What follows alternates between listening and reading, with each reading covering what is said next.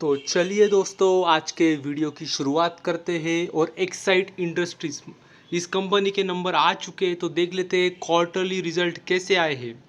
आप जानते होंगे ये कंपनी क्या करती है, तो ये बैटरीज बनाती है। तो एक बार देख लेते हैं रिजल्ट कैसे आए हैं।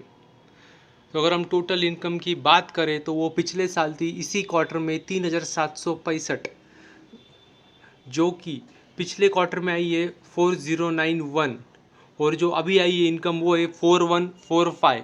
तो देख सकते हैं आप, इनकम ईयरली भी ग्रोथ है, क्वार्टरली बहुत बड़ी ग्रोथ नहीं है मगर ग्रोथ तो है।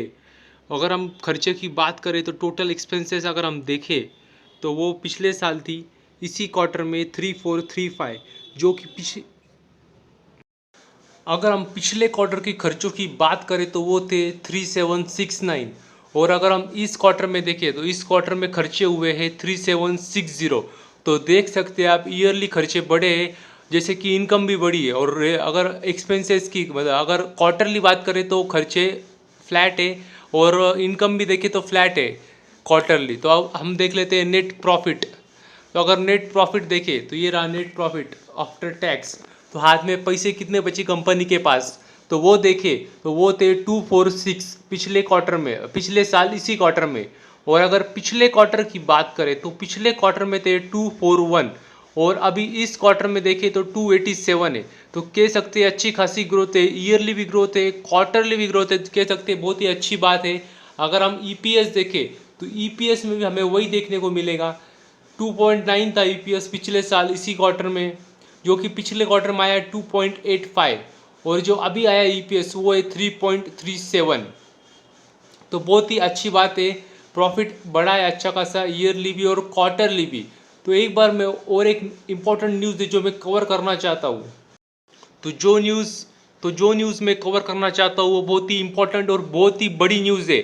इसके लिए मैं कहता हूँ रिजल्ट हमेशा आराम से पढ़ने चाहिए और पूरा इन डेप्थ एनालिसिस करना चाहिए, क्योंकि ये न्यूज़ सिर्फ आंकड़े देखने नहीं होते हैं, उसमें भी बहुत चीज़ें होती है, सब देखना होता है। बहुत बड़ी मतलब पीडीएफ होती है, पूरी तरह से अच्छी तरह से एनालिसिस करना होता है। तो एक बहुत ही बड़ी न्यूज़ सामने आ रही है, उन्होंने एक बहुत ही इंपॉर्टेंट न्यूज़ कही है। तो देख सकते हैं उन्होंने कहा है, below are the few pictures of lithium ion cell manufacturing project site. मतलब वो ये कह रहे हैं कि वो लिथियम आयन जो है उसका जो मैन्युफैक्चरिंग करने वाले उसका जो साइट है वो बना रहे, वो एक नया प्रोजेक्ट चालू करने वाले हैं। तो कंस्ट्रक्शन जो है उस साइट का वो मतलब कंस्ट्रक्शन चल रहा है उस साइट का, और वो क्या करने वाले, तो वहाँ पे वो लिथियम आयन मैन्युफैक्चरिंग करने वाले। तो ये बहुत ही बड़ी न्यूज़ है। लिथियम आयन सेल पता है आपको कहाँ लगता है, बहुत ही इंपॉर्टेंट न्यूज़ है। ये लगता है इलेक्ट्रिक व्हीकल्स में, और उन्होंने ये कहा भी है, मैं आपको वो भी दिखाऊंगा।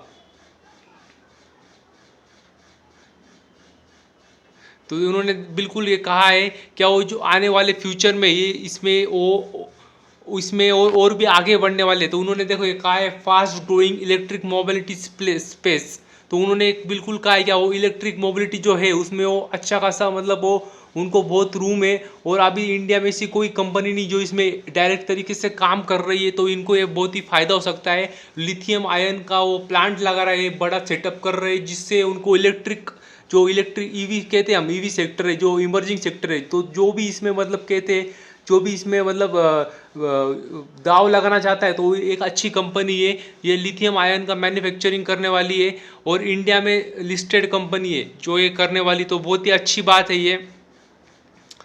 देखते आगे आने वाले मतलब कब ये प्लांट चालू होंगे आने वाले समय में, मगर एक अच्छा उन्होंने प्रोजेक्ट का काम चालू कर दिया है, उसके फोटो भी डाले उन्होंने इस साइट के। तो बहुत ही अच्छी बात है ये। और ये मतलब ऑटोमोबाइल सेक्टर में इनको अच्छा खासा मतलब नया रेवेन्यू भी जनरेट होगा, ऐसी आशा कर सकते हैं हम। तो बस आज के लिए इतना ही। थैंक यू वेरी मच, और भी ऐसे वीडियो देखते रहिए।